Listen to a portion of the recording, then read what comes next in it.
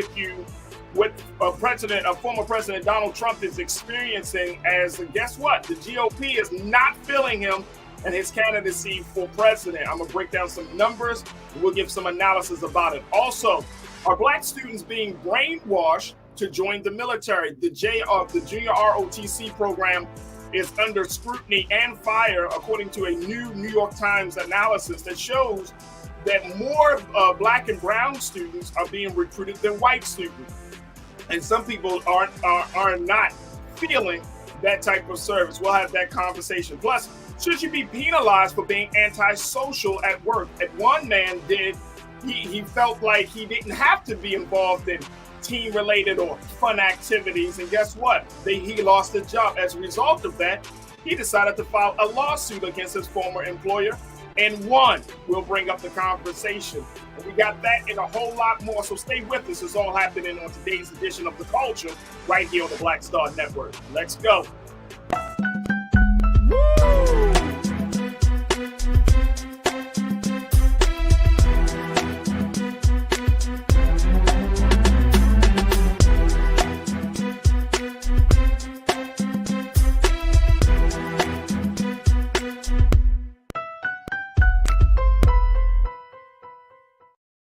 All right, folks, peace and welcome to the show. Welcome to the show and happy Tuesday, everyone. Thank you so much for tuning in to The Culture here on the Black Star Network. I'm your host, Farajii Muhammad. Thank you for tuning in. We truly appreciate it. We got a lot to talk about today because these are some good conversations that we're seeing all across the country about what is happening with our culture. So make sure that y'all tune in. Get ready to join us in the chat in a few moments, because we would love to hear from you. The only show, the digital daily show, where you can be a part of the conversation. So make sure you join us, and we'll make sure that we highlight some of your comments and your insights on these discussions. All right, first and foremost, let's talk about former President Donald Trump, who is in some turmoil and trouble, folks. Yep, Trump is in trouble. It looks like his bid for the 2024 presidential election might be just already getting off to a rocky start, not because of necessarily any particular investigation, or not just because people just falling out of love with him. They just don't feel like he is a viable candidate. And according to the latest polls, it looks like that sentiment is not just coming from the Democrats or independents, it's actually coming from the GOP. Let me share with you what we got to say, what's been discussed about President Trump within the ranks of his own party. Take a look at this, folks, and this is coming out of USA Today. By a 2-to-1, GOP and GOP-leaning voters now say they want Trump's policies, but a different standard bearer to carry them. Can you separate the message from the man? Well, we'll talk about it. While 31% want the former president to run, 61% prefer some other Republican nominee who will continue the policies Trump has pursued. They have a name in mind. 2/3 of Republicans and those inclined to vote Republican want Florida Governor Ron DeSantis to run for president. By double digits, 56% to 33%, they prefer DeSantis over Trump. Among all voters, Trump has fallen further behind President Joe Biden in a hypothetical head-to-head. Now, Biden would win a general election matchup by 47% to 40% because of the effects of rounding. Biden's margin is a bit wider than that indicates. But in October, Biden also led by a narrow margin, 46% to 42%. Here we go. Take a look at this, folks. Since October, Biden's favorable ratings has ticked up a percentage point to 46%, and his unfavorable ratings down a point to 50%. But support among Democrats for him to seek a second term has declined to 40% from 45%. Among all voters, just 23% want him to run again. Now, while Biden now leads Trump, he trails DeSantis in a head-to-head race, with DeSantis at 47%, Biden at 43%. All right, now let's break these numbers down. Take a look. Trump in trouble. The Republican support for his 2024 bid falls amid political legal setbacks. He's just not as shiny as he used to be. He's not as shiny as he used to be, folks. You remember President Trump. He came in like, I'm going to be the outsider. I'm going to be the guy to shake Washington up. And guess what? He shook Washington up. He might have shook himself right out of Washington with all of the stuff that's going on with him. Ron DeSantis looks like to be the new kid on the block and the guy that may be able to carry this situation further along. But I'm confused as to how you can separate the man from his message. You want Trump policies, but you don't want Trump. So you get Ron DeSantis. Wow. Let's bring in Culture Crew member Iman Heath. She is an entrepreneur, an activist, and you can check her out every Tuesday here on The Culture. Iman, good to hear from you. How you feeling this afternoon? I'm good. How are you? I'm good. Is that possible? Can you separate the man from his message? Can you be like, yeah, I want the message, but the man not so much? The math ain't mathing. It's like if I can't get what I really want, I'm gonna get the closest thing. That's right. The logic I think people are rolling with, but I feel like DeSantis is going to get a little bit more done than Trump, if you ask me, because he actually is in politics. So it's I don't know. They want to get the closest mimic to Trump as close as possible. Well, that's the thing, right? Like you're going to get a DeSantis, and DeSantis is a little bit, I mean, and I think this is the part that we should all be kind of weary of, because DeSantis is a governor. He ran again. Of course, he won his his re-election in this past November election. He won by a landslide. I mean, apparently Florida came out for this guy. So a lot of people couldn't vote because of the voter suppression tactics. Yeah. Let's not forget that part. Right. So the thing is, it's like he's actually, quote unquote, we can say, I'm going to just use the term dangerous. Right now, the thing about DeSantis that I think that separates him from Trump is that Trump really doesn't have a respect for authority and structure. I don't know if that's the case for DeSantis. I'm not. Trump wants to be king. DeSantis wants to be president, and I feel like those are two different. I feel like those are two different things, right? Like Trump wants to rip up the Constitution, and maybe DeSantis wants to rip up the Constitution too. But I think DeSantis is more knowledgeable and say, look, if I go so far, I'm really going to put myself in some hot water. Yeah. And I hope that's not the route he wants to take. However, looking at what he's already tried to get done in Florida, he recently is working on getting a petition for the Supreme Court to investigate any COVID-19 vaccine fraud amongst big pharma rather than actual civilians. So he's starting to rally up and shake the cage as being that person who's on the outside and I'm all for you and let's round up the troops and let's round up the Proud Boys and let's get her done because y'all were forced to get these vaccines, and even though you didn't want to get it, like it's Trump but just shinier. It's Trump but a little cleaner. It's Trump but it's just said in a different way. It's honestly, I think we're gonna get.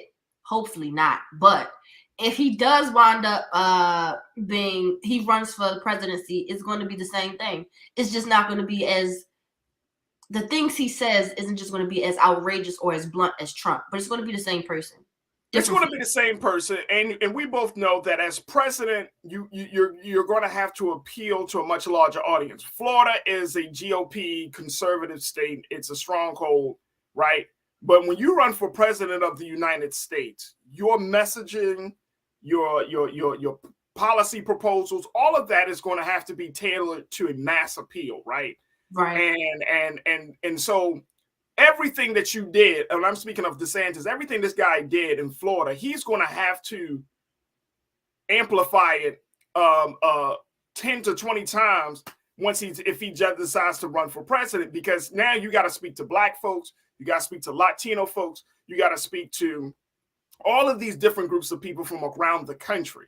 It just can't be the Florida folks that came out to support you. It's got to be a mass appeal audience. Now I want to get your take on this, Iman, because as much as we talk about DeSantis and Trump, it don't look like the Biden-Trump situation part 2 may not even happen, because it don't look like it's going to happen.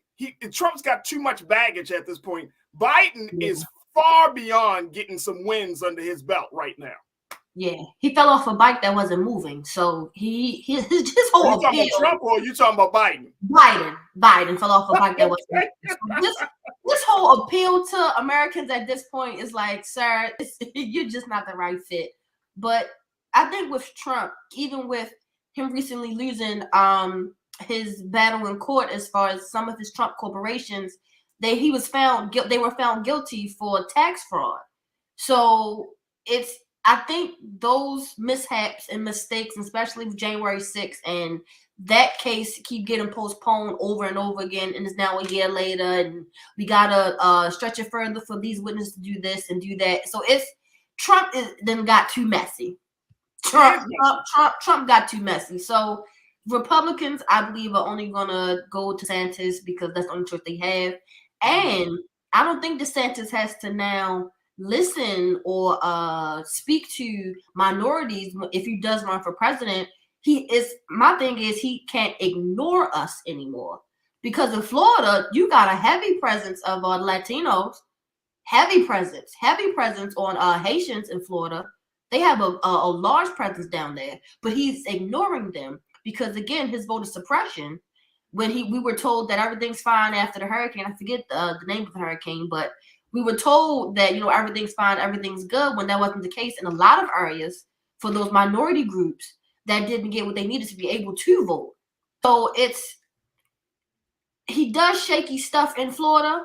Yeah. So I can only imagine what he'll do for the nation. It doesn't make sense. It doesn't make sense. Now, here's the thing, and I want to get your take on this, and we're going to take a quick pause, but I think that the strategy of getting people out to vote and getting people engaged in this next presidential election, I honestly believe, Iman, this election that we just went through in November might be, it felt different in the sense like, I don't foresee a lot of people coming out for even this next presidential election.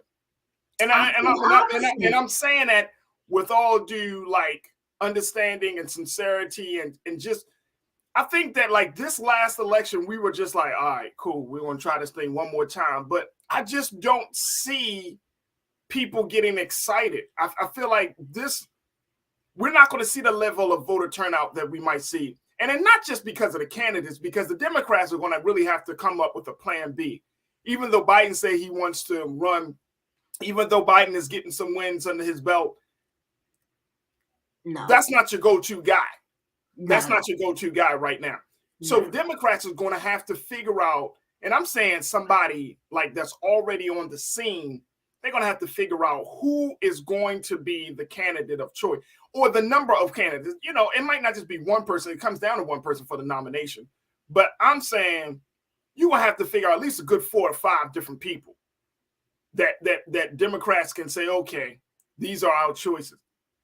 And I'm not even going into that conversation, but it's just more of important. I just don't know if people are going to be so engaged and turn out to the way that folks expect them. So Democrats have to start finding those faces now, though. We have to start putting those faces in the news as much as possible now. Get people familiar with who they're possibly voting for now. Don't wait last minute to oh damn, here go the deadline. Let's push this person. Let's just see what happens. We got to get at least 4 solid people who may be an option to run and get them in the forefront now before DeSantis holds ass and everybody's just, well, damn, we ain't got no other choice. And I hate identity politics, but you're gonna have to get a black candidate, a strong white candidate. You might have to get a Latino candidate. You know what I'm saying? You're going to have to get you're going to have to just give people an a la carte set of options. For real. Amazon list of options. I just don't see a one candidate, a one size fits all type of candidate right now. I just don't see it. And Culture Crew, y'all tell me, y'all see a one size fit all type of candidate right now for the Democrat side? Let me know. Look, we're going to take a quick pause. When we come back, let's go to some of our comments from our online Culture Crew. We'll continue the conversation with Iman. But folks, what do you think of this? Trump is in trouble with his numbers. GOP don't want to see him. They'd rather see DeSantis. What would the Democrats, how will the Democrats respond? considering that President Biden, if he had the vote today, he might actually lose the presidential election. Let's have that conversation. So we're going to have that and a whole lot more. We're just getting started here on The Culture. So stay with us. It's The Culture right here on the Black Star Network.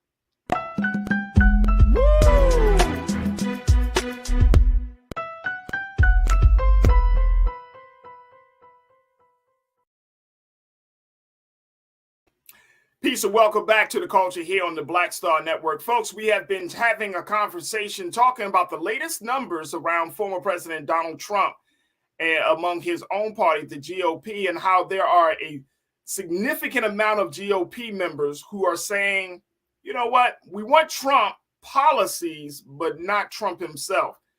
GOP are now putting forth, are saying in a number of different ways that they would rather see a person like a Florida Governor Ron DeSantis taking the mantle to be the next presidential nominee for the GOP instead of President Trump.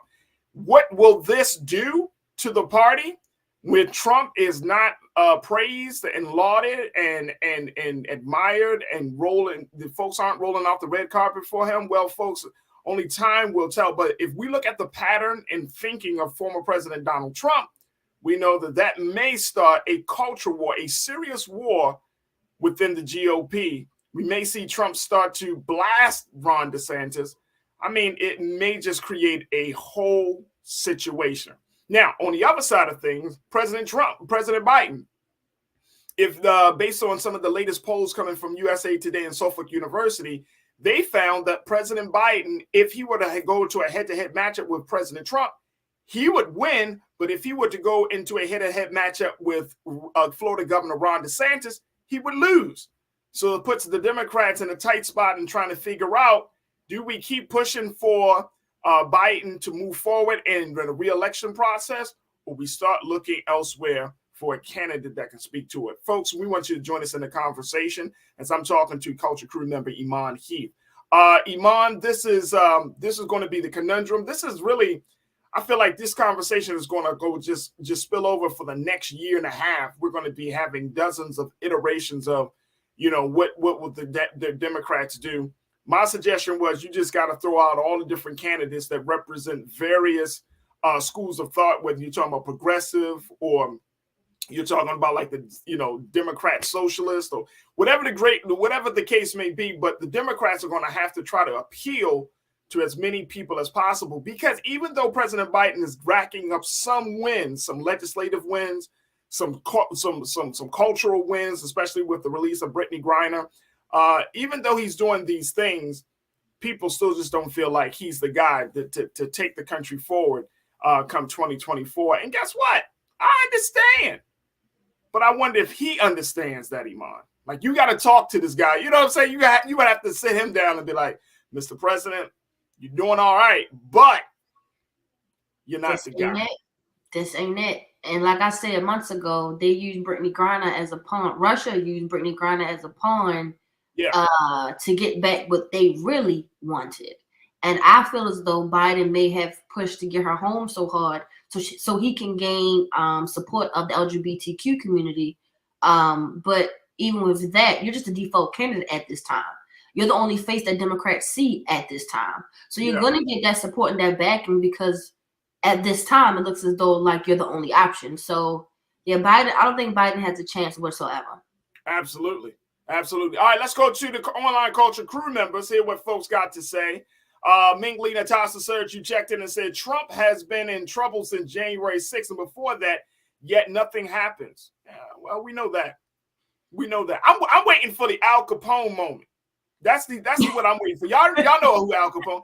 How Al Capone felt like he did all this other stuff, and then it was like tax evasion. You know what I mean? It was like he just didn't keep up on his records. You know what I'm saying? But he did everything else. He killed people. He was peddling alcohol. I mean, he was doing all this other stuff.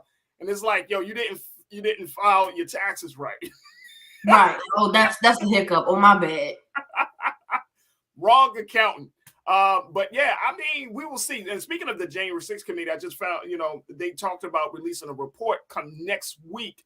I think that's what the time frame they put out there about, where they are with everything relating to the hearings and to the findings based on those testimonies. So we're going to keep our eyes on that as well. But, we are, look, here's the thing, Iman, when it comes to January the 6th. It's like, you ever been in a courtroom, and I don't know if you ever, not saying that you want, you were the one that's fighting for your life. I'm just saying, have you ever been in a courtroom where the lawyer, whether it's for the defendant or for the plaintiff, they ask the question, the judge said, you can't ask that, scratch that from the record. And so, but the question It's been a lot of scratching, Farajii. It's been a lot of scratching. The question has already been asked. The thought has already been expressed. So when we talk about January 6th, the point I'm making is that when you talk about January 6th, the American people know Trump was behind that. It's just a matter of proving it in quote unquote, in the court of public opinion, right? Which is what the January 6th committee has been trying to do. And it's also a matter of proving it in the court of law. But we all know, had Trump not said what he said, then those people wouldn't have stormed the Capitol the way they did. So you can't scratch that. You can't just say, oh, y'all forget this from. You can scratch it from the record, but you can't scratch it from the hearts and the minds of the American people. And that's the part. And those are the voters. That's what matters. the American people are the voters. That is what matters. Exactly. And so if you put all of your eggs in the Trump basket, you are going to be missing some eggs, man. Like he took them files, your eggs are gone, dog. You took the files and ain't tell nobody. Had the files chilling down there at the house. As if nobody would ever come across. You're not going to get it. Absolutely. Yeah, no. Lana, you checked in and said, look, 1,000 people come in here prior to Warnock Walker elections, and now just the faithful, the culture crew told y'all, Black Democratic strategy don't even keep us engaged unless it's talk. That's true. And she's talking about just the number of folks that we've had on this show. I mean, number of watchers that we've had. Our watchers have grown tremendously over these past few weeks because of what we saw down in Georgia. But more importantly, you always got to appeal. And here's the thing, and Iman, you know this, mass movements do not happen with large numbers. They start with small numbers. Y'all hear me on this. If you look at the history of any level of movement in this country or any other country, it did not start with the masses of people. It started with a small number. Hell, Jesus only had 12 disciples, and you know what I'm saying? It's a very, very small group of people who can make the biggest impact and make the biggest change. So movements that we've seen in this country, social justice, whatever the case may be, those numbers you can't look at numbers. And that's one of the big things that I just want us to keep in mind. What's your take on that, Iman? I agree. It takes that one person to connect to another person, then they connect to another person. That's how it grows. Sharing the same mindset and sharing the same ideas, or even having a different perspective for the same idea, but as long as the objective is the same, that's what matters. So I do agree that movements start with a small amount. It's not going to be a gang of people that's going to hop on the same train or the same bandwagon all the time. It is going to take work, especially when it comes to politics, especially for minorities, especially for Black people. We have to stay encouraged and understand that we have to stay on the right foot and keep pushing the message that we need to get things done, but also do the work. We can pray all day long, but in order to get the movement and actually obtain something or get a goal achieved, we have to understand we have to just keep pedaling. Just because we may see not as much engagement as far as just not just out the show in general. I'm speaking in general. We have to keep going. It starts with one person, and if the ball keeps rolling like a snowball, start at the top of the hill, the snowball is pretty small. But as it keeps rolling down, it gains more momentum and it gets larger as the size goes. So we got to keep. Absolutely. Chris, you checked in and said, look, I definitely don't want DeSantis running, but Trump shouldn't even be in a position to possibly run again. Facts. That's what I said for the presidency. Trump should be thrown under the prison right now. I hear you. Why you keep him out of jail though? And that money. white privilege and his money is going to keep him out of jail. And come to find out, Trump doesn't even have that much money, to be honest. But it's that privilege going to keep him out of there. And speaking of money, Iman, you brought this. I mean, you bringing this up. Like, I literally saw a figure where it was like, oh, Forbes said he has over $3 billion. And I was like, really? I don't, like, he's in assets or in life insurance policies? I have no idea. But let me tell you, when you look at the history of Trump, it's always been a question mark about actually how rich is he. Always been a question mark. So you really don't know. Like, you can Google Jeff Bezos, you can Google Bill Gates, you can Google Warren Buffett, but you Google Donald Trump, you want to get a number, but it may not be accurate. Yeah, it's gonna have a couple stars next to it. It's definitely gonna have a star next to it. A couple of footnotes. Yeah, absolutely. It's not gonna be accurate though. Right. Especially the tax fraud situation. Yeah, nah. No, you ain't even kicking out what you're supposed to be kicking out. So I know all you have ain't even yours. So it's. I mean, look. Remember he made that statement. Man, when did he make it? It was some time ago where he was like, he basically said, I don't pay taxes. Like, the taxes that he actually pays is so small compared to the wealth that he said he has. And people were like, what? He's like, yeah, I just use the loopholes. He did say it blatantly. He did. Back in his TV days, he did say that. I just there are loopholes in the tax laws and structure, and I take advantage of them. I'm like, and see, it's a hell of a thing to be an honest liar. And that's what got him to be the president. That's what got him there. And now one thing you can count on is that he gonna lie. So I'm not going to talk about the psychology behind this, but to be an honest liar is a hell of a thing.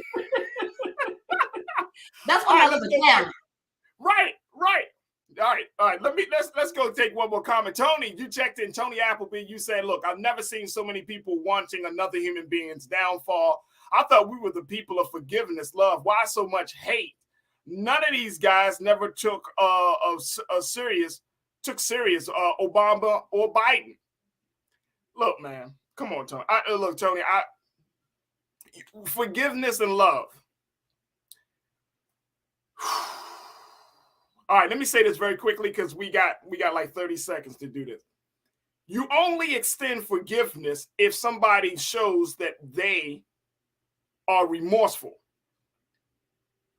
If the perpetrator, the person who has done the violation has not said, I'm sorry, I was wrong, why do we automatically extend forgiveness when they haven't even admitted to the wrong that they've committed? Trump has never said that he was sorry about anything.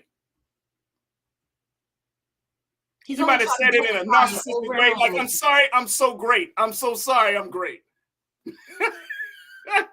But we are so quick to talk about forgiveness, love, all of those things when the person hasn't even qualified themselves to receive any sort of leniency or pardon. What forgiveness, Tony? What are you talking about? That's why black people are extended. That's why we're where now. Yeah, that's why we're at where we're at now. We want to forgive and show love so much when we haven't been even our olive branch haven't even been extended to us. That's our problem as a whole. So yeah, no, that's what I'm saying. As black folks in this country, and I've heard this argument time and time again. Black folks, we do it all the time. We talk about forgiveness when somebody hasn't even said, I'm sorry. Yeah. I wasn't raised like that. You punch me in my mouth and I'm going to forgive you before you apologize to me? That goes against human nature. That goes against logic. That goes against the street code. That goes against the G code. You do not extend forgiveness to somebody who don't even see that they are wrong and violating you. That's all I'm going to say. That's all I'm going to say. So why people hate on this dude? Like, if this dude actually was apologetic about the things he said, the policies he's put in place, the ideas that he has continued to espouse, If he apologized for anything, it'll be one thing. He hasn't apologized for anything. Not one thing. And we talking about forgiveness and love. I'm so sorry, Tony. No. Not going to happen. That's a non-starter for me, sir. No. Non-starter. You must say no.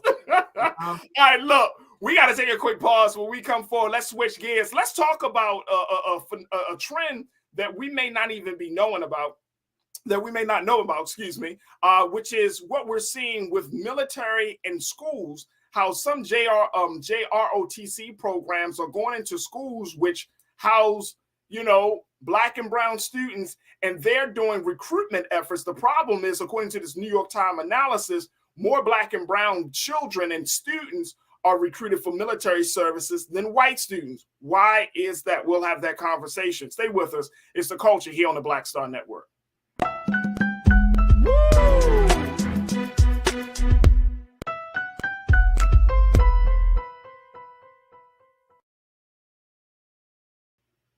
All right, folks, welcome back. All right, the next conversation that we wanted to have was about something that personally I did not know was happening, but then I found it to be interesting, and I thought to myself, we need to talk about this.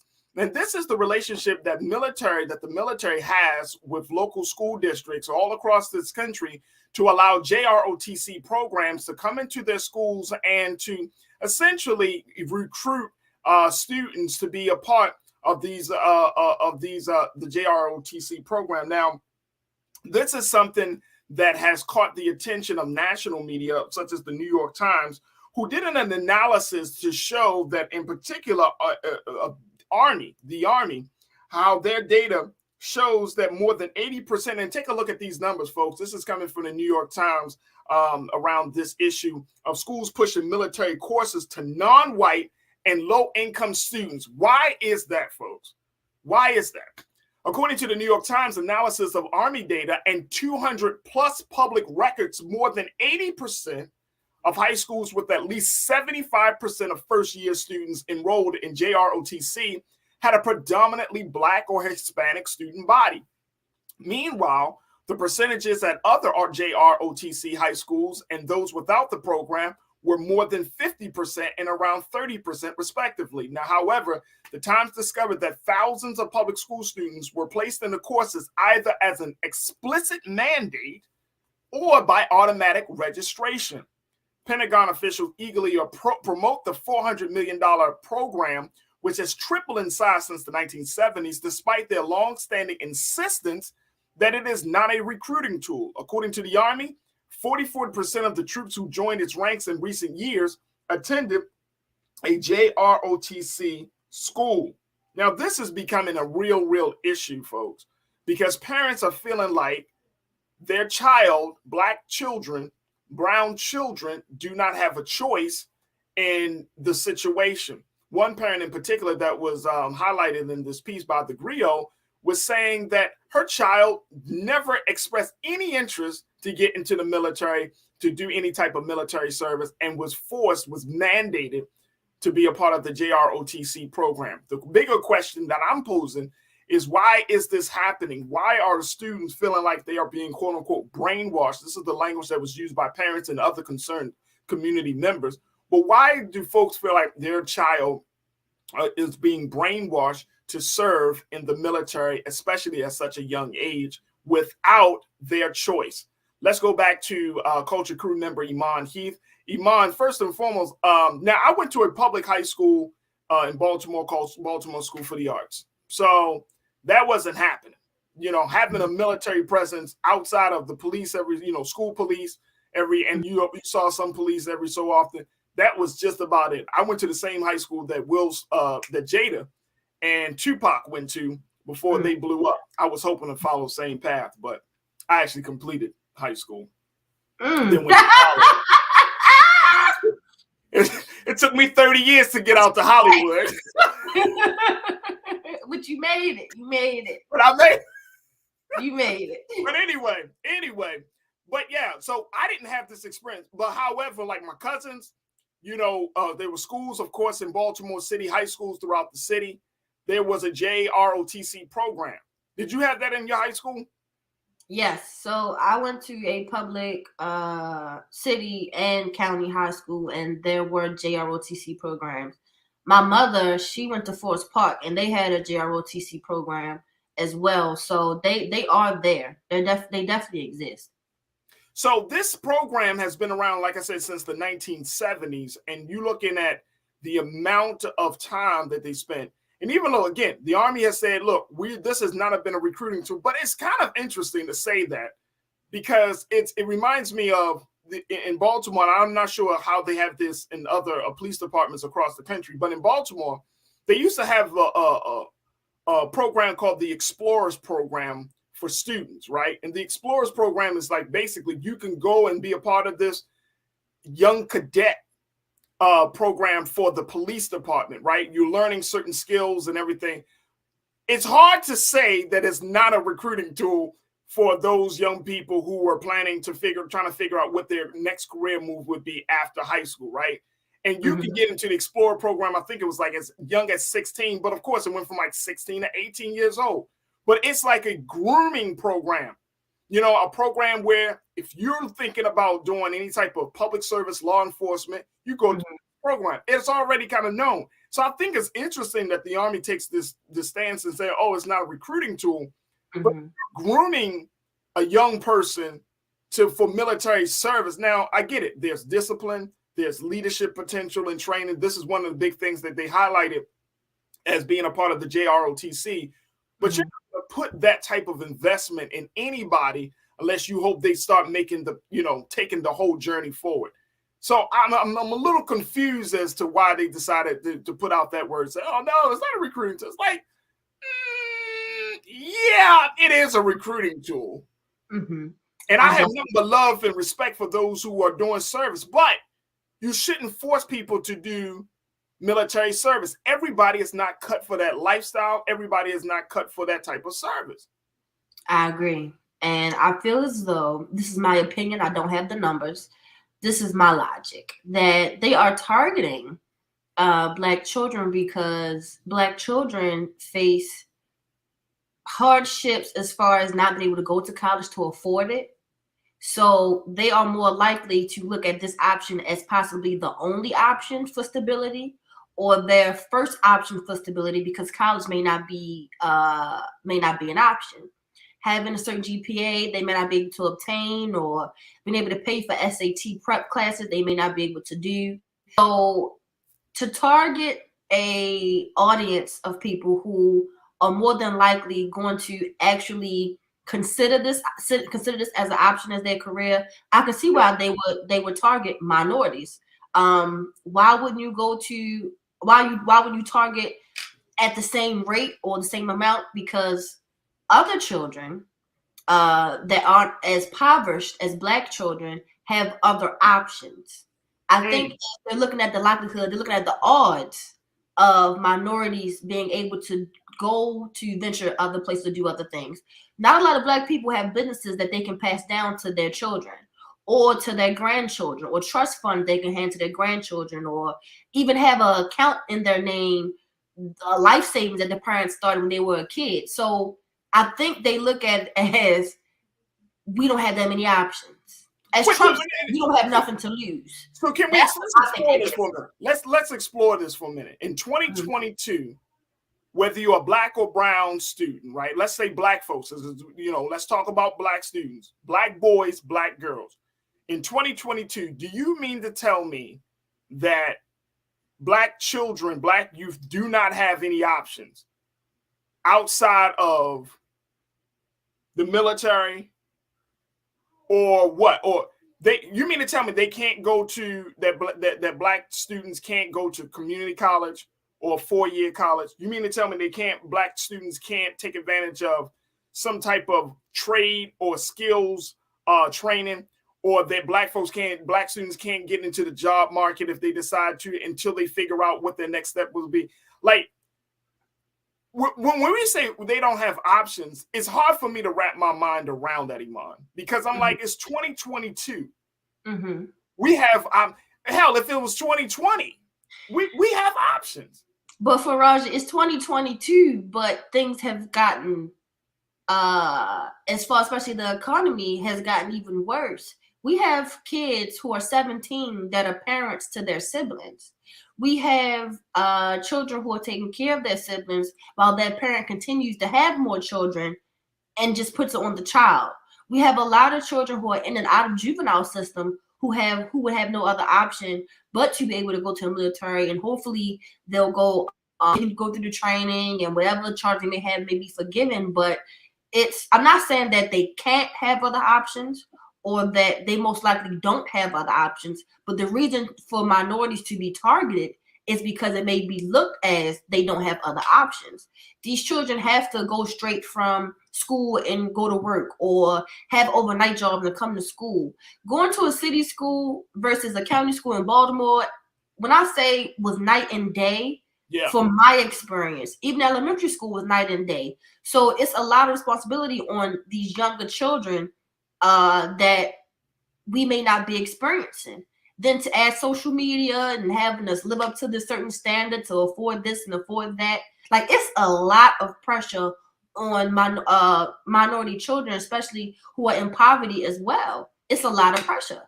So I'm not saying they can't or they don't have the option, but stability, the military looks like it provide me stability sooner than later. I can see that. Recto Hernandez, you checked in on our chat. You said military pays for your rent, all your food, and you can retire in 20 years. With that said, you have to re-enlist. You can, I think it's like you got to do 4 or 5 years or 5 or 6 years, and you don't have to re-enlist. You can save what you need to save and go ahead and head on out and do something else. Military may be a stepping stone for some students. My older brother, he wound up going to the military, and he's out, so he used it as a stepping stone. But I'm thinking of stability for a lot of these Black children. Okay. And it's, part of me is still like, and you made the point explicitly clear, and I agree with you that level of stability. But it just seems like, and again, this program started in the 1970s. When you look at where we were in Black America and back in the 1970s, I could at least say socially, there weren't many options for Black folks in the 1970s going into the 80s. You know what I mean? Because we were just coming out of the Vietnam War was happening, of course, during that time. So the intention of the military at that time was recruitment. The intention was, we don't have enough men and women, or at that time, we don't have enough men in the ranks. So we need to recruit, right? Like, we need to get things together. But I just, in 2022, and you're talking about 50 years later, if we're still in the same place, this means that socially, economically, we have not made any type of progress for setting up a different future for Black children. Now, I'm not saying that military service isn't important, but like I said, military service that's one of those things that's if you want to do it. You don't just be like, I got this skill set, I might as well just join the military. That's a whole lifestyle. That's a whole change. A big lifestyle. That's huge. You know what I'm saying? Like, if for those who have gone to the military, that was a decision, a conscious decision. That was a decision about, looking at, of course, you could talk about the pay, you could talk about all of that other stuff, but I'm talking about to say, you know what, I'm going to be a member of the United States military. That is a very big decision versus, I don't have nothing else to do. I might as well just join the military. And I get it, but part of me is still like, this is a sign that we haven't made the type of progress that we think we have made. Because if that's still on the table where you feel like, you know what, either the streets or the military, then that's a sad state of affairs that we find our community in. And I could be completely wrong, and I'm certainly not being disrespectful, because we got a lot of veterans that tune into the show. And my sister is a veteran. She chose military life. And even that, I told her, she told me, she's like, man, she joined the Marines, and that thing is rough. That thing was a rough transition from civilian to military life. And I don't know, if she would have made the decision, but she was come out and she's like, whew, there's some challenges in it. So it's very, very interesting. Look, we got to take another quick pause. When we come forward, we're going to continue the conversation. What do you think, folks? Do you think that Black students are being brainwashed to go into military life without their choice, without their consent? You know, considering that you got JROTC programs that are enrolling more Black and brown students than white students into their programs. Share your thoughts. We'll get to your comments and stay with us. You're tuned into The Culture here on the Black Star Network.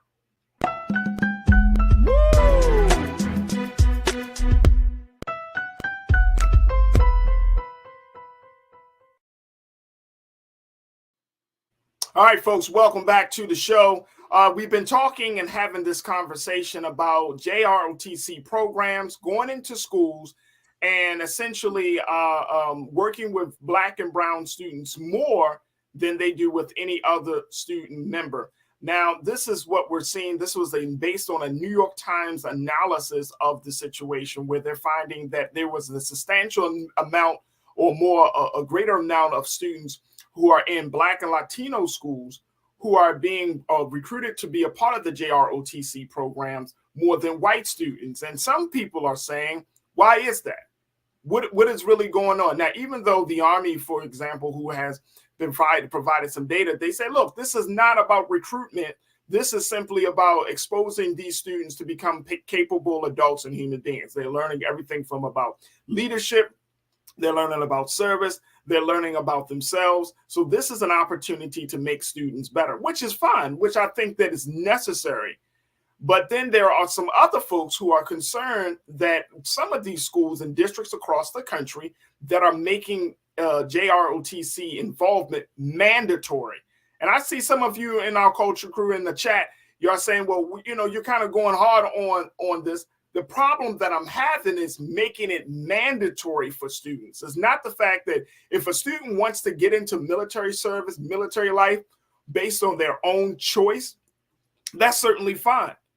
I think, like I say, this is military life, military service is something that you want to do and not being forced to do. But when schools say that it is mandatory, it's necessary, or it's a slap in the face to say that, you know what, your child is so unmanageable that maybe they need to consider going into a more structured environment. And when parents don't feel like they are part of the conversation about the well-being of their children when they're in school and what they're being exposed to, then you're going to have a problem. Let's continue the conversation as we check in with Iman Heath, who is an activist and entrepreneur, and she's giving her insight on this. You know, people are getting a little upset with me, Iman, because we're saying that this may be a recruitment tool, and I'm not saying it. I'm not saying that JROTC automatically means that you're going to be enrolled in the military. Certainly not saying that, but it's the issue of making it mandatory, right? It's the issue that we're seeing greater efforts in Black and brown in population schools that have a student body that are more Black and brown than anything else. That's the issue I'm in. Are you pushing military service to middle class and upper middle class and upper class white students? Are you pushing that? No. According to the analysis, no. It's being pushed to low income, poor whites, poor Blacks, poor Latinos. And I think that should be a concern. Yeah. Yeah, and we're not saying that, hey, don't go into military service. Again, like Farajii said, if it's your choice, cool. It's veterans, I appreciate you, because you damn sure couldn't get me to go to the military. So for those who are willing to dedicate their life to this, I greatly appreciate it. So I'm not saying it's a bad choice. However, I do believe it's a method to target minorities because, like I said, it's likelihood that they will go into the military field for stability. As far as it making mandatory, I'm trying to comprehend and understand how you can even make something so permanent or something that is extremely life-changing mandatory for a minor, especially. Like, it's not like these are chronic juvenile criminals who stay out of jail and you say, hey, your option is to either go to the halfway house or go to the military or come back to jail. I can see it if that was maybe a quote unquote mandatory thing, but just simply a high school student, no, that's not okay whatsoever. It shouldn't be No, it's something not okay. mandated, especially life changing like that. It's not okay. And I'm just saying that. And folks, take a look at it. Just pull up the New York Times analysis and report and just read it for yourself. Go on the New York Times website, read it for yourself. It's, again, military service is so important, especially now in this country, right? We understand it's so important. We know that there are great incentives for being a part of the military. You pay for your college. You get discounts. You're able to find home. I mean, because essentially, let's keep it 100, Iman. Oh, here you go. Wait a minute. Here we go. No, I'm just keeping 100. Essentially, the incentives are great because why? You're sacrificing, and I'm talking about when you make a choice to join the military, you're making the ultimate sacrifice, which is in times of war, you're willing to give your life for the cause, for the country, right? The ultimate sacrifice. The incentives should be juicy. I mean, seriously. The incentives should be, you should pay for my college. You should give me a strong retirement plan. My health and my health insurance should be top notch. My life insurance. My children should be taken care of. My children should be able to live after I'm gone. You're damn right. Because I'm deciding to give my life for this country. Therefore, the country needs to take care of my family. Let's keep it where it is. So I understand that. Now, of course, you're going to have leadership skills. You're going to certainly come out with other skills where you can go into a lot of different fields in the civilian life. But the ultimate goal is we're going to make this thing so appealing because when it's time to hit, when them boots got to hit the ground and we call your name, guess what happens? Yeah. No ifs, ands, or buts about it. You need to serve. Yeah. And all things stop, literally. When they come knocking on your door, you get that phone call, that email. Like, that's it. That's it. You yeah. signed up for this, bro. Yeah. Since you signed up for this, right? So since this is such a big decision, you know what I mean? And again, I don't have a problem because I think that every a child should go through somewhat of a military-based structure because, you know, it's good for the child.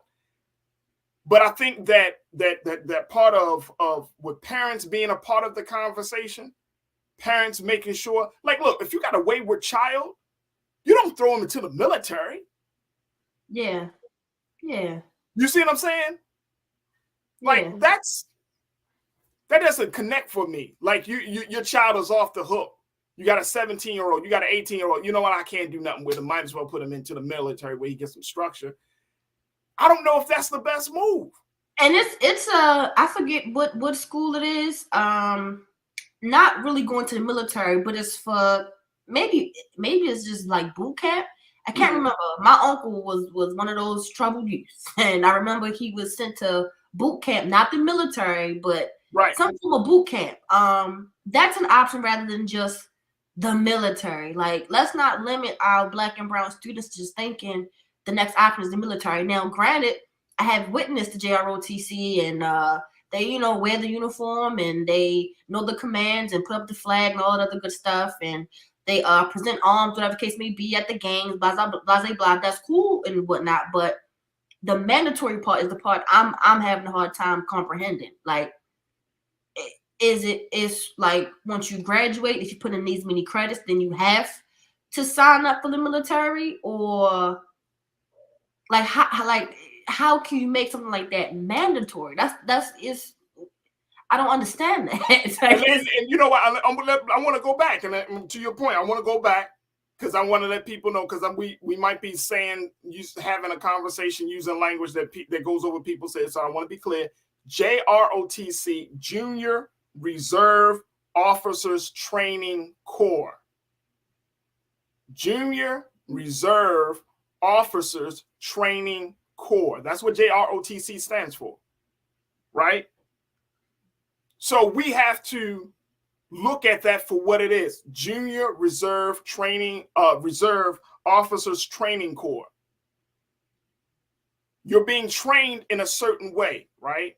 Again, I'm talking about just you're trained, and we go through this with jobs. We go through this with any type of programs. We will go through a training because we want to be made qualified to do a certain job, right? And Right. this is yes.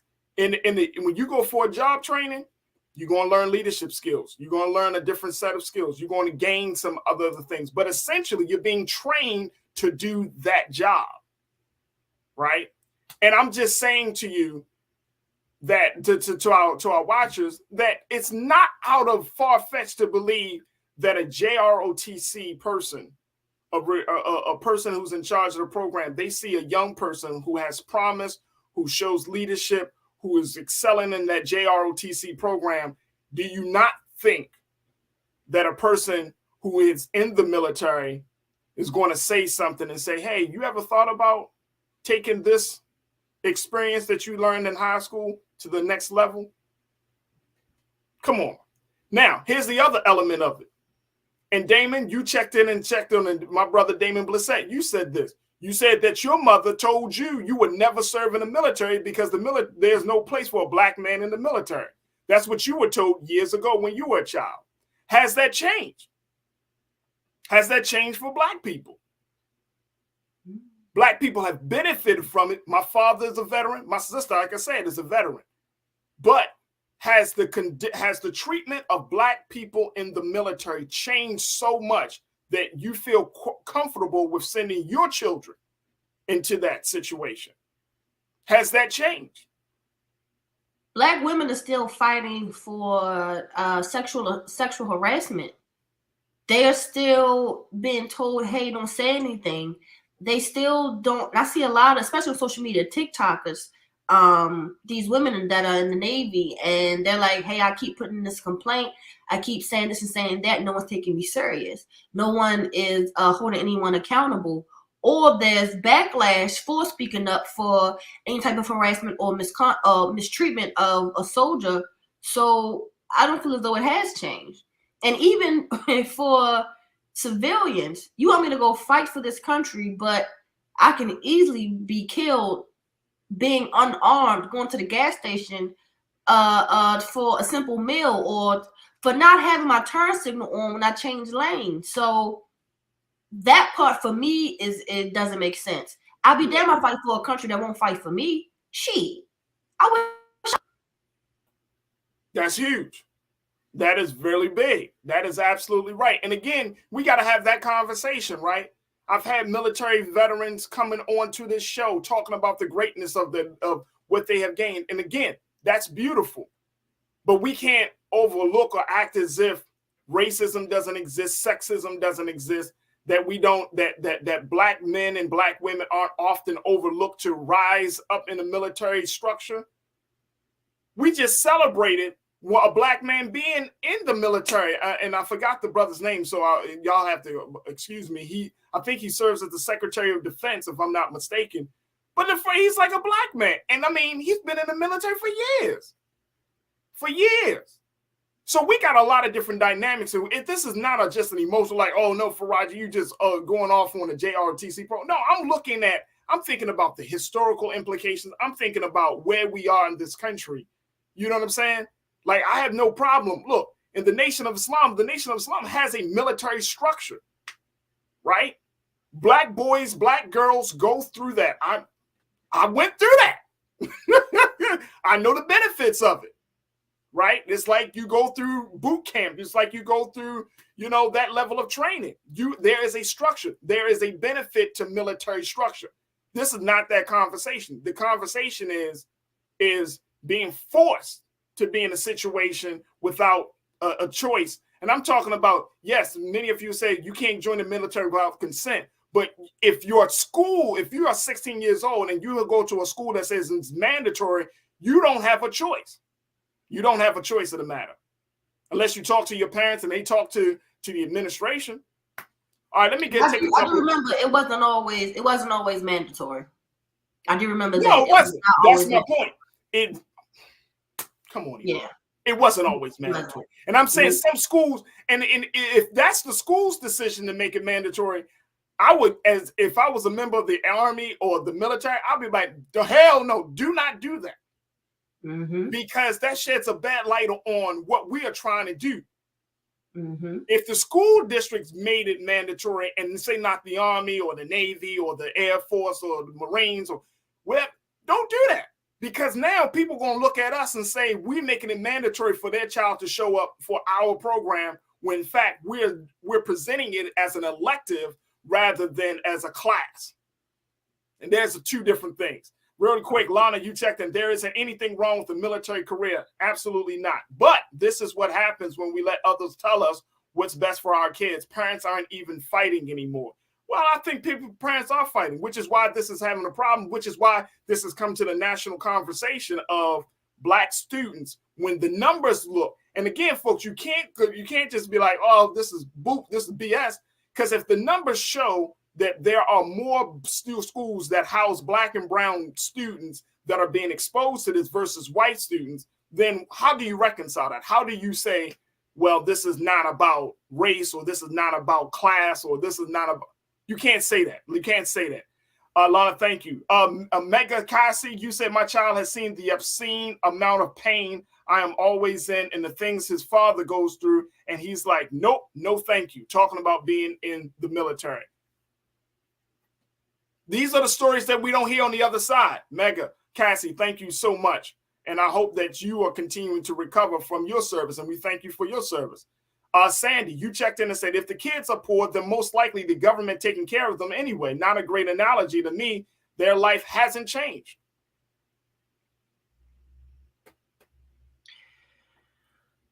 I don't know. We gotta take a break, so I'm not gonna say. I don't know about that. I'm not sure if are you saying that like we should just allow the government this? I'm not sure. Sandy, you got to clarify that for me very quickly.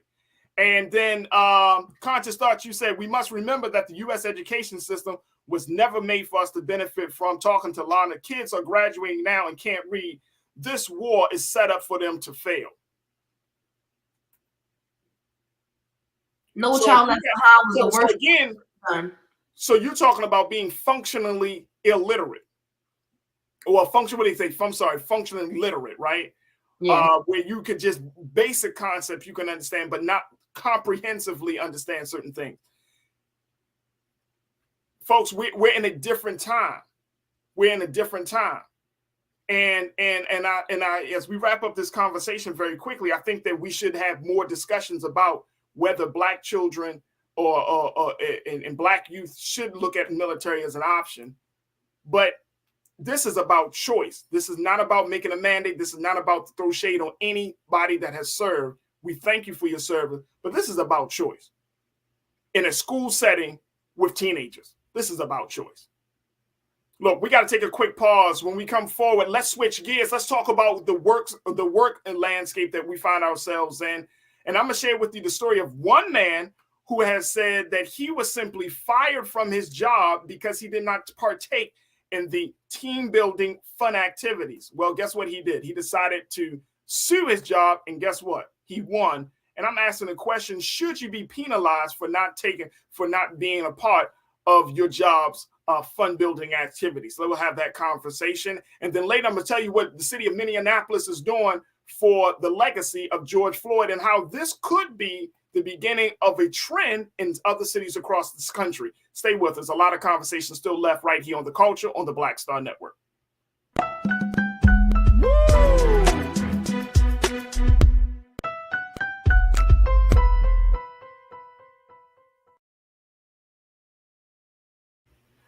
All right, peace and welcome back to The Culture here on the Black Star Network.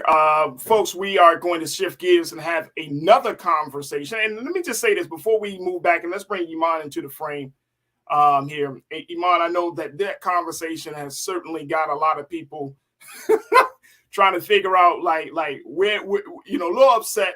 But look, folks, and I'm not going to keep harping on this because I do want to touch on some other discussions. But, and Sandy, you're saying that, and I want to make sure, because y'all know how I feel, I do not want to misrepresent your comments. So, Sandy, I want to first get to you.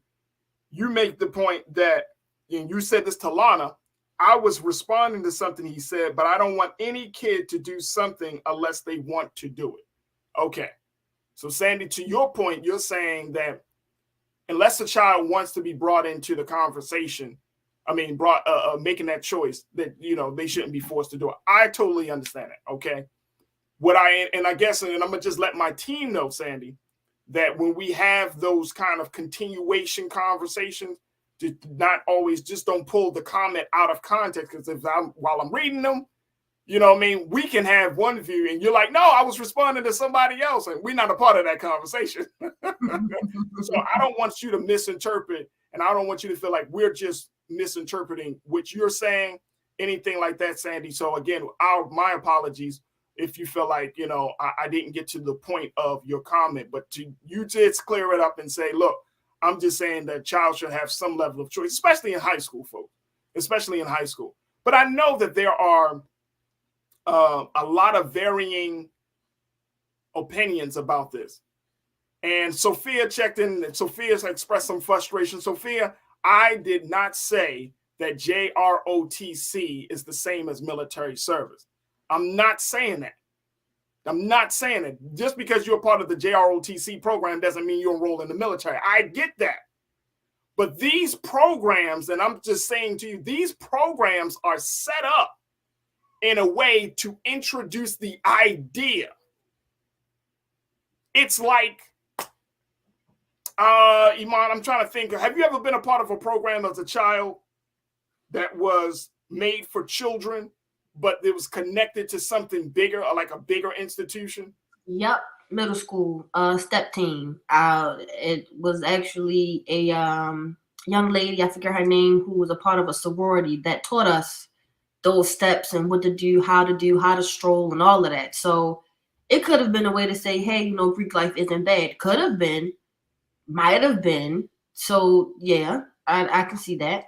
Yeah, and I'm not saying, look, these are programs, and I'm saying from the programmatic point of view, if the military is setting up a program for its students, right, their values, their belief system, their philosophy is going to be installed in that program designed for children, designed for young people.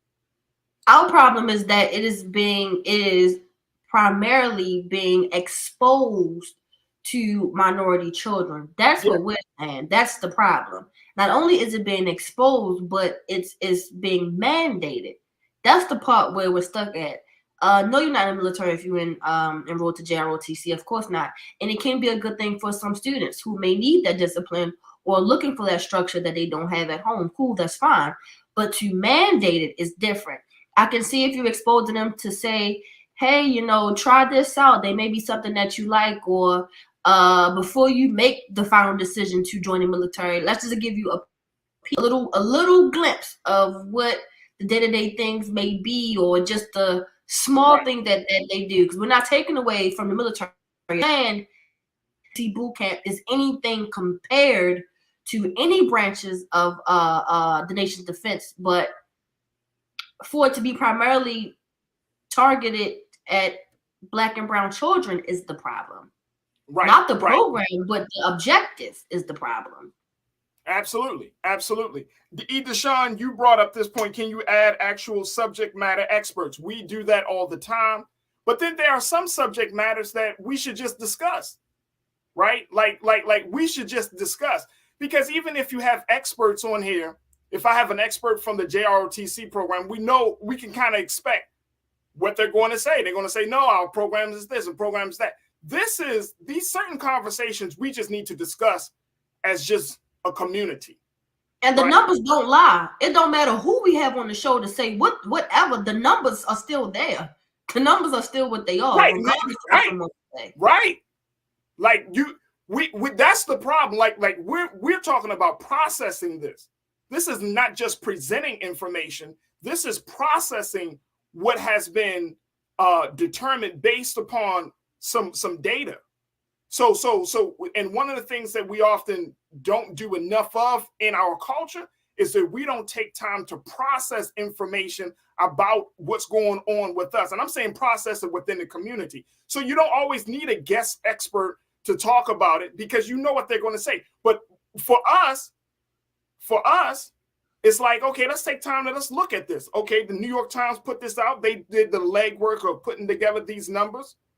How do we feel about it as a community? Because we're the ones that are affected, and we're the ones that will be able to make a change to it if we don't like it.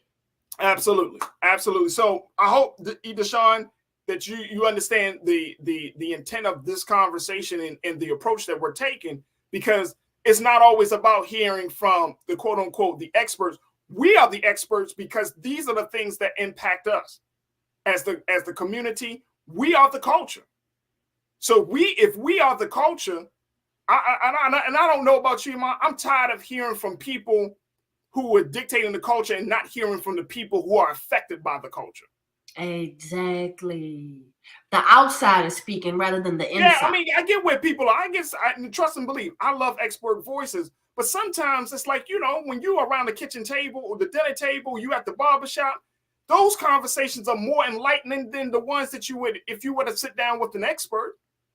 Because they're going to give you in a very organic way. And that's what this program is all about. Let's have some organic conversations. You don't always need to have the doctor, the lawyer, this and that. I'm talking about our culture. We are part of the culture. We are the culture. We are affected by the culture that is generated by other people. No, we can be the experts because this impacts us. Very true. Our voice is just as powerful as an expert's voice, quote unquote, expert's voice. I agree. And white coat syndrome doesn't exist just in the health field. Just because a person is a part of the program or wears the uniform, whatever it may be, doesn't mean they're solely the expert and let's only listen and follow them. Right. That's where we get messed up at now as a whole. Absolutely. And let's keep it real. We don't listen to experts. The expert said you gotta stop eating that chicken because your blood pressure high, but you still going to hip hop. Okay. Oh, all right. Think about how many experts have told us how to live our lives. Yeah. And it's in shambles or going in the wrong direction because we didn't listen. And we don't listen to them. You are more prone. Look, we are more prone to listen to family and friends than we are to listening to an outside voice, an expert, quote unquote. We are more prone to listen to family, and family and friends can give us the wrongest. I'm gonna make up a word. The wrongest information ever. And we'll hold on to it. We'll hold tight to that information and spread it though. We'll spread the wrong information because Grandma said from 40 years ago that this is how this supposed to go. That ain't it. Wrong like 2 left feet, man. We'll spread it. Just spreading this information, right? Because Grandma said it. No, I heard, and I heard. Where you hear from? Right. Who I heard? And we go by it, we live on it, we die on it. No, real. On hearsay. On hearsay. Come on, folks. Let's keep it real. Black folks do not always listen to expert voices. We have so many great people that have come before us in a lot of different spaces. And guess what? We still go back. We walk away from the expert and be like, well, shit, I ain't doing that. Mm-hmm. I've been fine all this time. Or it's been working all this time. Okay. Oh, all right. Let's move on, man. Let's move on. All right, look. Let's talk about this situation that we saw, and this is actually in Paris, but it got me thinking. It was reported. Take a look at this, folks. And I'm asking the question: should you be punished for being antisocial at work? Iman, you and I probably have worked collectively, probably 100 jobs. Probably been in so many different places. I've had so many different damn jobs. It's crazy. It's crazy. The only thing that the only stable job has been in media. That's the funniest thing, like radio and TV. All right, so a man from Paris. Take a look at this. Here's the report. There was it was recently reported that the French court, take a look, man wins a lawsuit in a fight to be antisocial at his job. It was recently reported that the French court ruled companies aren't legally able to fire their workers for failing to be quote unquote fun. The decision came after a man referenced as Mr. T was fired from a Cubic Partners, which is a Paris consultancy firm, in 2015 following his refusal to partake in social and team building activities. Court documents showed that Mr. T was hired by the firm in 2011, promoted in February 2014, and fired a year later in March 2015 for professional incompetence. His former employer said Mr. T was difficult to work and get along with being a poor listener. That's why they really fired him. According to Business Insider report, Mr. T's call for damages in the amount of 61,406 euros, which equated to about $479,000, was partially granted and ordered Cubic Partners to pay Mr. T 3,000 euros, which was equated to about $3,149 in American dollars. So he won for being antisocial at his job. And it made me ask the question, Iman, should you be punished for being antisocial at your work? You know, it's funny you asked me this. Why? Because I've been disciplined for not being the social butterfly at a job I had previously. Really? This is big Farajii. If the people don't like you or you don't smile and grin at everyone's face, then you're along with. I don't think you should be penalized for not wanting to be social. For example, if I don't like none of y'all on this job, or maybe I just like two of y'all, I don't have to go to your Christmas party because I don't want to. Now, as maybe being standoffish, okay, maybe, but is my job being compromised? Am I not doing my assignments on time? Am I showing up late to work? Like, the stuff that matters is the problem. Why do we have to be social and be so he with everybody at work? Is the job getting done? Okay, cool. Leave me the hell alone. So you were disciplined because they didn't like you because you didn't bring. And what? How did they call this guy? They said because of professional incompetence, right? And I think that is, but how did they describe your issue according to the records? I was affecting the morale in the office because I didn't want to participate. I was messing up the energy as far as the team. I was being difficult. So I'm being difficult because I don't want to go along with this extra stuff y'all saying I gotta do that I really not required to do, but y'all making this up to help morale.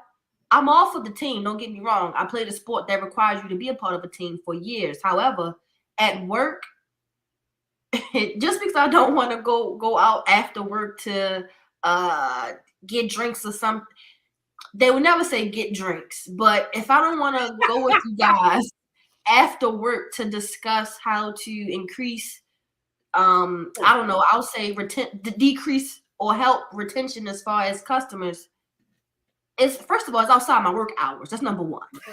I'm clocking it from 8:30 to 4:30. 4:30 to 4:30. And y'all not paying me to go have drinks to talk about retention. So, Farajii, listen. I was being difficult. Hold on. I was being difficult. Yo, y'all know Black folks, we get very, very particular when it comes to closing time, when it's time to get off work, and how we spend our time after work. Now, I don't know. I love my job. Okay, so I don't have this problem, but I have been in workspaces where it's like, y'all cool, but come 5 o'clock, I'm out. Y'all not that cool. Y'all not that cool. I'm out. Go home. I'm going home. One of my previous employment, they always hung out. And I think they probably thought I was antisocial. Bro, I'm not in my 20s. I don't hang out just to be hanging out with my people that I have to see for 7-8 hours. You know what I'm saying? 5 days out of family. I got a whole life. So if I'm going to a place, first and foremost, it can't just be very like, you know, hey, y'all want to hang out tonight? It's like, you got to schedule that time with me because I got my whole other life to try to consider and accommodate too. Right? That's another problem with jobs. They feel as though that your life is supposed to be the job. That ain't it. No, I don't have to make the livelihood of this job my life. My most recent job before I became an entrepreneur, it's like you wanted me to work from literally 9 a.m. to 7 p.m. from open to close. Okay, cool. As a store manager, I was getting paid a good amount of money. Okay, that's fine. However, I have a life outside of this job, and this job isn't my life. It isn't the end all be all. I can get what I can get done at 7 o'clock, but don't call me on Saturday. Hey, we're making sales strategies. Blah blah blah blah. Do you want me to say Red Lobster? No, I don't. In the email, I'm gonna go ahead about my business, but I'm being difficult because I don't want to participate. Like what? I'm not making this up. Hold up, yo. Hold up. First thing, I know you ain't calling me on. I know you ain't calling me to set up no meeting on a Saturday to talk about job stuff. But you're okay. I can even see. And I'm not getting paid overtime for this. And I'm gonna come have cheddar bay biscuits look, that joint could be at Fogo de Chao for free, and I ain't going. I ain't coming. Look. Let me tell you something. Look, Iman, this is what I've learned in life. And y'all culture crew, y'all tell me if y'all came across to the same moment of clarity. Money come and go, but time, once you spend time, you never get it back. My time is more important than money in some cases. Very true. And honestly, it's not about being antisocial because I won't conform. I don't mean me, Iman, personally, but because the person won't conform to what you want them to do or conform to the work lifestyle you want them to have. That's when disciplinary action comes in. That's when the labels of being antisocial or being difficult or being standoffish come in because I won't go along with what you want me to do. It's not a requirement. It's your desire. So because I don't fulfill the desire that you want as far as what my work life may look like for you, I'm the problem. You know. No. Yeah, especially older people. I'm going to go ahead and keep it real. Come on. Older people, the baby boomers, it's I was the youngest person in my office by 15 years. No exaggeration. Wow. So when I say I was the oddball on top of being difficult, man, you know why, Mike? I don't know. They were just hating on you, Iman. Because you had a life. Because you had they were probably like, she probably got a date. She probably got a date, girl. And you know what? And did. I was in school full time at the time too. I gotta go to class. On top of that, like you know what? I don't know what you do when you at 56 and 50 years old. You may not have something to do on a Friday night, but I do. I gotta go get my hair done. But I do. I gotta get my nails done. And let me tell you, I'm petty like this. They be like, well, you busy? Knowing damn well I'm just gonna go home and watch Netflix.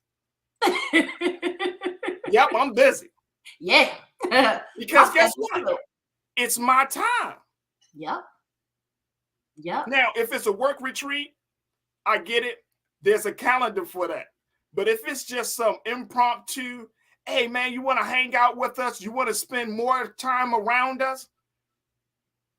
And I've been in situations where I could tell that my coworkers wasn't vibing with me because I didn't hang out with them till midnight to come wake back up and be back at the job at 9 o'clock in the morning, as if I don't have responsibilities. Y'all don't have no family. You ain't got no children. You know what I'm saying? Like I'm not in my 20s no more. Like I just can't just make those decisions. Like when I make a decision, my wife expects me to be home. And so, I think that especially now, and this is one of the things that was brought up in this article, especially now with COVID and how workforce, the work has changed for so many people. that companies need to step up. I'm glad, and this has happened in Paris, but I'm glad that in that part of in France that they're saying, no, you cannot penalize somebody just because they don't want to do extra time, spend all this extra time. Look, work retreats is one thing, business meetings is another thing.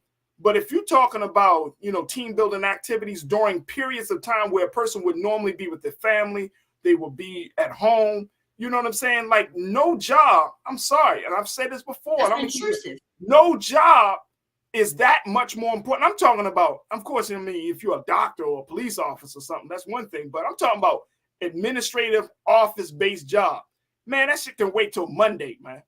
I'll holler at y'all Monday. You're not going to call me in on Friday. Let's hang out on Saturday. We got a company picnic on Sunday and then be back on. No. Nope. Something's got to give. I'm not showing up at one of these situations. And hopefully it's that Monday.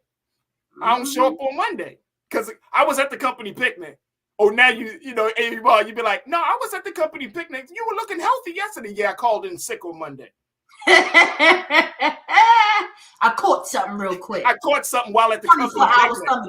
I was caught Mm-hmm. something while at the company picnic. You look at the person, hey, you give them that look like I caught something.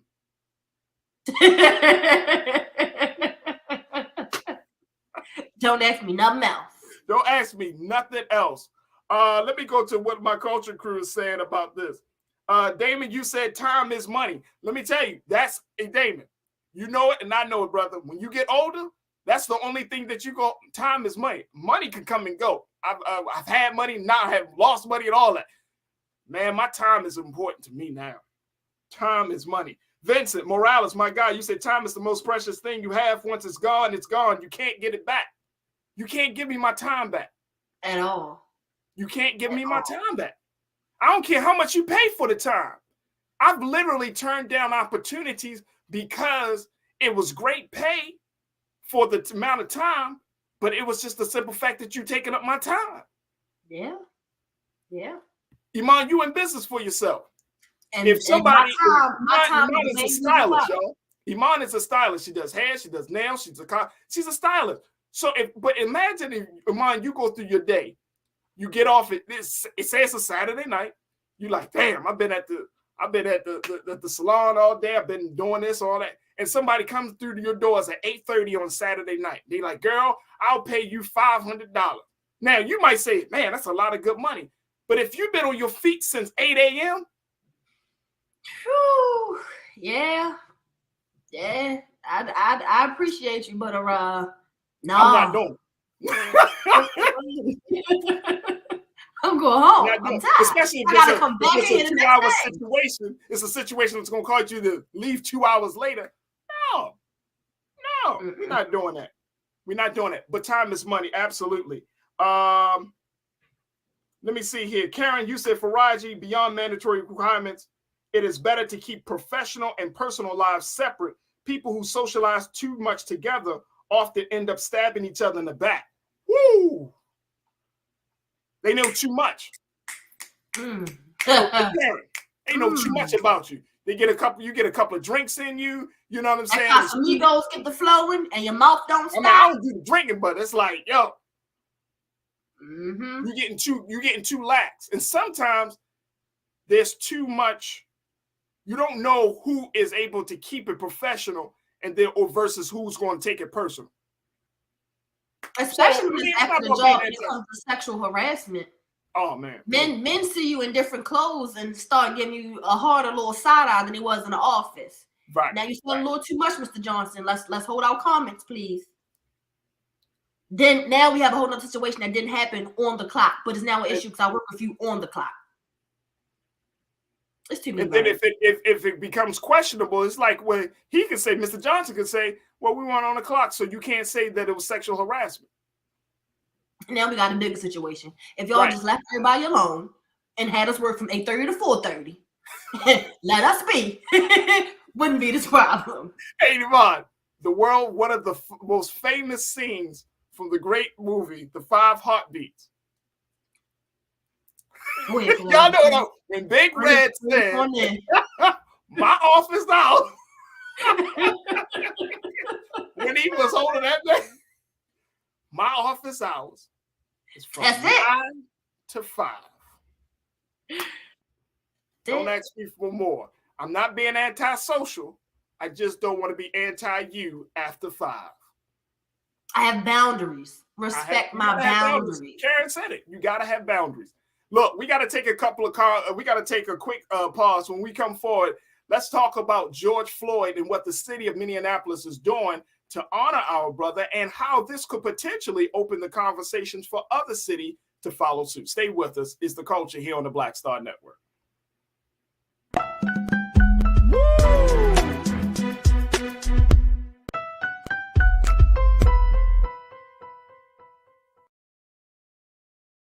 All right, folks, for our final conversation today, I wanted to end the show on a high note where we're talking about George Floyd. Now, of course, we know that our brother was the victim of a police killing that was caught on camera by onlookers, where former police officer Derek Chauvin of the Minneapolis Police had put his knee on the neck of our brother back in 2020. Now, at that intersection, what we don't know is that all took place in front of a Speedway gas station, and it was an intersection that became a impromptu memorial site. Well, now the Minneapolis, the city of Minneapolis is looking to do something with that intersection, and this is what I think is absolutely phenomenal.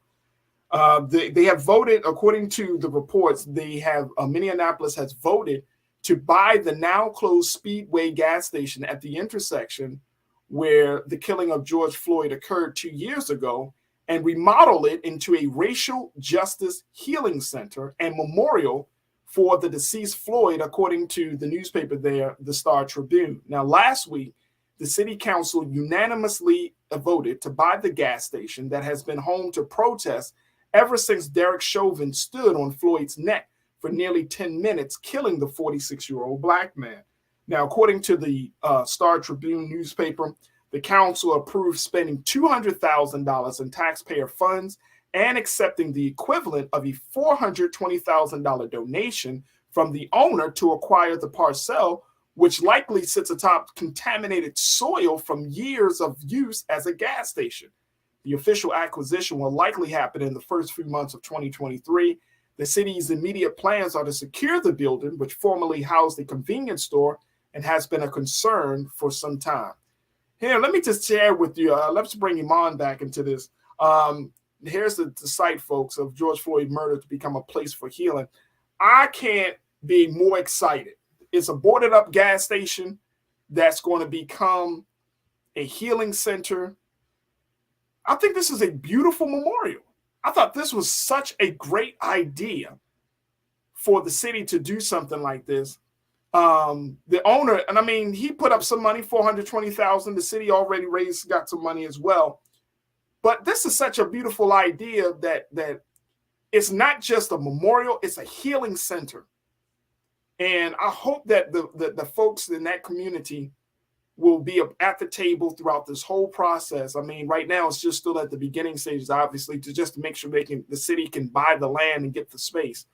But I thought this was a great idea, Iman. I was like, here in LA, if you go by, for example, if they had a healing center for George Floyd, a racial justice healing center, here in LA, if you go to where Nipsey Hussle was killed, right now, that space, and Karen Connor Young, I'm sure you've seen this as well, sis.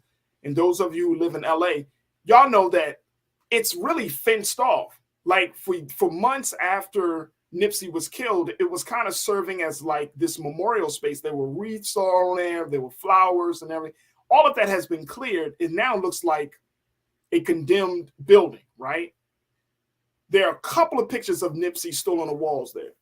But you really wouldn't know that it was at that space that our beloved brother was shot and murdered.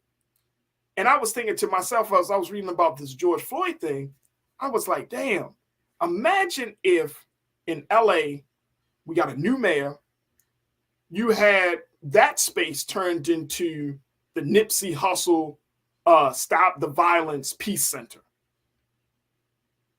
That's what I was saying. I hope this George Floyd memorial grows into not just for racial injustice, but also when young brothers are killed by other young brothers. This can be a place where people can go for healing or just to talk or get something off their chest.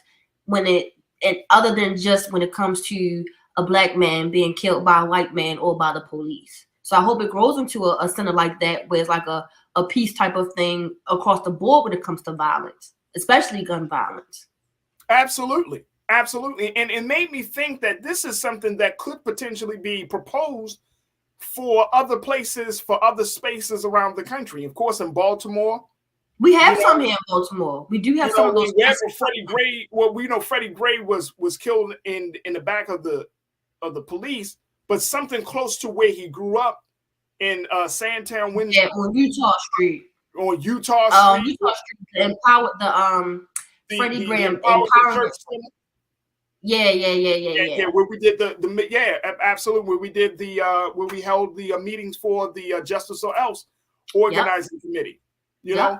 But if there were, and I don't know, like in Texas, I think that was Texas, where our sister Sandra Bland, if you go through each major case, and even some of the cases that didn't get national prominence, right? Whether you're talking about the Sandra Bland, when you talk, like, how do we make sure that these lives aren't forgotten and they are protected, and that there is some symbol of healing, of peace? Because at the end of the day, I think that's the best way that we can honor those brothers and sisters, right?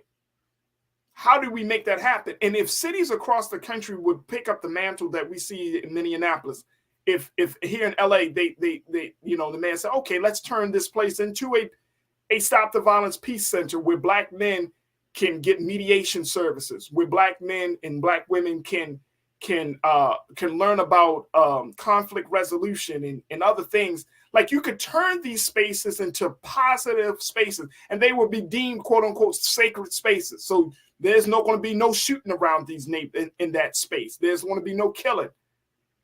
That you create like these peace centers.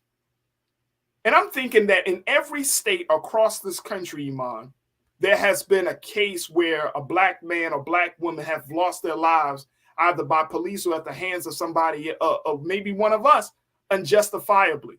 How do you remember? How do you honor those individuals, right? And there's a way to do it. And I was really excited to hear about what's happening in Minneapolis. And I thought to myself, like, damn, I hope that the city is able to move forward and make it a big deal so the rest of the country can say, you know what? We have cases like this that has really struck a chord with the community, really struck a chord with folks around this country. We need to make sure that we kind of institutionalize something different. It's good to have a wreath, but wreaths, they wither away. It's good to have, markings, but they can be washed away. But a building, a place that people can go, a memorial These site. memorials can be the middle ground for even law enforcement and civilians to finally get some type of communication or rapport. Like, okay, hey, if you're going to be here in this community, well, this is what we require and what we need. Understand, you don't gotta take it this far. Or maybe they can start getting familiar with the local neighborhood and the faces that are there, or at least talk about the differences or issues that we've had on both sides. I'm sure officers have things they want to share as far as traumas, maybe when they actually were scared, and don't just say I'm scared because it's a black man. But I think that could also be a middle ground for law enforcement and civilians to finally at least get the conversation started. Absolutely. And that's one of the big things that I think that as the community, we should kind of push for it a little bit. You know what I mean? Yeah. Like, I mean, when I thought about this, I was like, man, I want to know how we can do something like that here in LA. You know what I mean? Because these cities need it. And the big thing that I think that we don't understand, or some of us may understand and others may not. When somebody dies in such a tragic way, that energy, that spirit is still there. Yeah. Until that spirit, that energy is kind of like redirected into something more positive. Like there's no way in the world that I can walk by the site of where George Floyd lost his life as a result of the satanic behavior of Derek Chauvin and not think about his death. How can we change that? Because that energy of death is always going to be present. Like when I saw Nipsey Hussle, when I saw that before I moved here, when I saw that, you could still feel it in the air, in the atmosphere. And it's like, you know, as a community, when Black communities, part of the reason why we don't see the growth and the disparity and the disrepair of Black communities, because there's the energy of death that is still present in our community, right? We never changed the energy. It's like death happens, we accept it, and then we move on, instead of death happens, we accept it, and then we redirect that energy into an energy of healing, into an energy of love, into something more positive. So you might see a body on the ground today. Come tomorrow, people are walking down the street like nobody that hasn't even died in that space. Yeah. Like but you can still feel it. You can still feel it. You know what I'm saying? And by us being the type of people that we are a visceral people. So we can still feel it. And it's just like, let's put certain things to rest. Like let those who have lost their lives unjustifiably, those who have just lost their lives in a violent way. You know, for example, there is, what's the group that, Iman, they go in Baltimore, not Safe Streets. Man, the name. No, these are the brothers and sisters who come into a space. And my sister, like one of my close sisters, Erica Bridgeford and others who do the work, they go into a space. When they go into a space after murder has happened, these brothers and sisters will go and cease fire. That's what it's called, cease fire. And in cease fire, they will go to a neighborhood after murder happened. And before they do any programmatic thing, they will take the sage, they will take other, like they will go and do this whole ritual. Right? It's a spiritual ritual. Say a prayer, they will sage the space. And I'm talking about on the outside, folks. They will do this whole ritual to rid the space of negative death energy before they start the work of. And that's what's needed. And you know what I'm saying? And I feel like that needs to be done more. You can't just, it's like somebody dying in your home. Yeah. If somebody dies in your home, you can't just be like, you have to, I don't know the best word, and I don't want to say cleanse the space, but you have to purify the space. Help that energy transition. Right. There needs to be there. And so, you know, it's just that type of thing. So if we can do that as a community in the cities across this country, I think that will bring some sort of peaceful resolution to the pain that was caused by the untimely death of that person, of that loved one. I agree. So big shout out to, one of our culture creators, they say Farajii, not Minneapolis. How do you say that? I sometimes I've heard it in, y'all, I'm from Baltimore, y'all gotta excuse me. I don't mean to mess with the name, but I've heard it so many different ways. We'll just say Minnesota. Yeah, we'll go with that. Y'all know who we're talking about. Disrespectful. But yeah, so I mean, it's just like we do have to resolve that spirit. So big shout out to the city to making sure that they do it. Hopefully it all works out. And more importantly, we can't never forget about the sacrifice